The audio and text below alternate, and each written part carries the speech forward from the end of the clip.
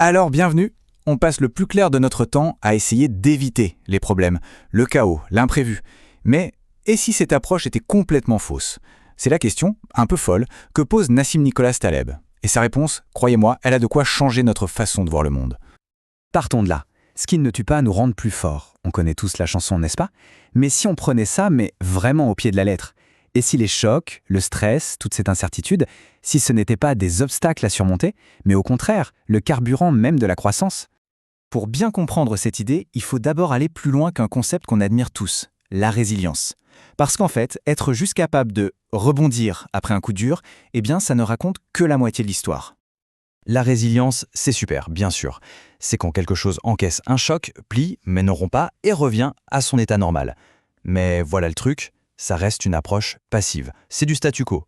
Taleb, lui, nous dit de regarder plus loin.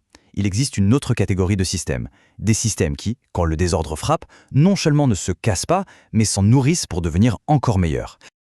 Et ça nous amène vraiment au cœur de sa pensée. C'est une toute nouvelle grille de lecture du monde. On ne parle plus juste de fragile contre solide. Non. On parle d'une triade.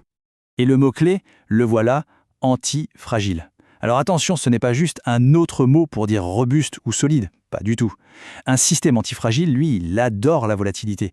Il a besoin d'une dose de chaos pour s'améliorer. C'est paradoxal, mais une absence totale de stress ne le protège pas. Au contraire, ça l'affaiblit, ça l'atrophie. Pour que ce soit bien clair, prenons des images. Une tasse en porcelaine. Elle tombe, elle se casse en 1000 morceaux. Ça, c'est le fragile. Ensuite, on a le phénix. Il brûle, il renaît de ses cendres, mais il revient exactement pareil. Ça, c'est le robuste.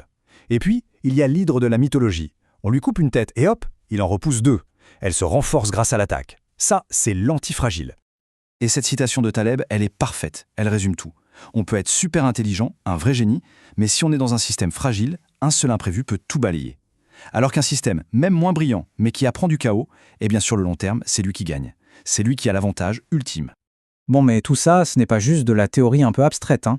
Une fois qu'on a ce concept en tête, on commence à le voir absolument partout. Le désordre n'est pas juste destructeur, c'est une force créatrice qui est tout autour de nous. Pensez-y une seconde. Quand on fait du sport, qu'est-ce qui se passe? On crée des micro-déchirures dans les muscles et ils se reconstruisent plus forts. C'est de l'antifragilité. L'innovation, ce n'est pas un grand plan parfait, c'est une succession d'essais, d'erreurs, de bricolage antifragile. Une réputation, essayer de censurer une idée. Bien souvent, ça lui fait une pub énorme. Et dans le monde du travail, le chauffeur de taxi, avec ses revenus qui varient tous les jours, est en fait beaucoup moins fragile que le salarié qui dépend d'un seul patron. On voit bien que c'est un schéma qui se répète.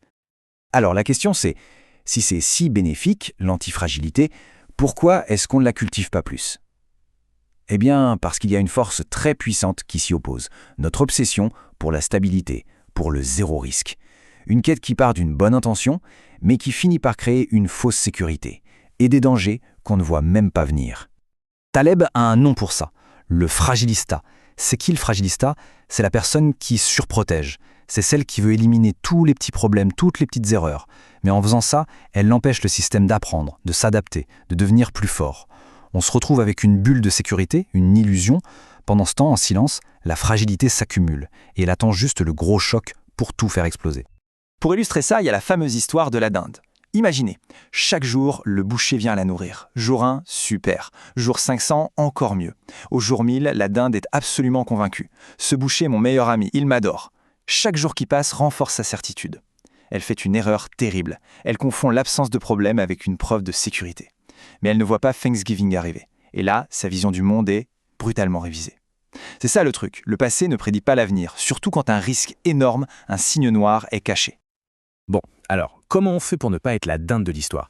Comment on peut concrètement devenir plus antifragile? La bonne nouvelle, c'est qu'il existe des stratégies et des outils pratiques pour ça. Taleb nous donne toute une boîte à outils. On va se concentrer sur deux de ses idées les plus fortes. La première, c'est une façon assez contre-intuitive de gérer le risque. Et la deuxième, c'est un principe éthique fondamental. La première, c'est ce qu'ils appellent la stratégie de l'haltère. Imaginez une haltère, 2 poids aux extrémités et presque rien au milieu. L'idée, c'est de faire pareil avec ses décisions. On fuit le juste milieu, la zone de risque moyen, parce que c'est là que se cachent les pires surprises.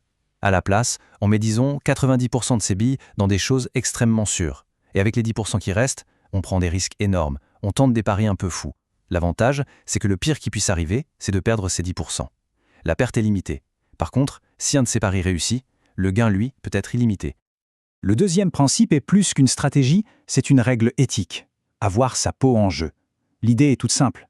La personne qui prend une décision doit en assumer les conséquences, qu'elles soient bonnes ou mauvaises.